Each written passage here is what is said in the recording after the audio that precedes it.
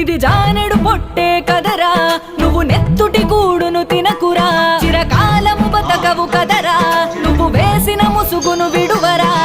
ఉంటే చాలని నీచపు దారిలో మురగలేయకు, పేరుంటే చాలని పాపపు బావిలో మునిగి తేలకు.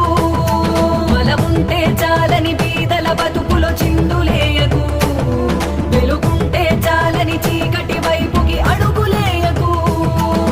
పరమేశ్వరుని మూడో కన్నే అన్నీ చూస్తుంది, శిక్షలు వేస్తుంది, తప్పించుకోలేవులే. నమః శివాయ.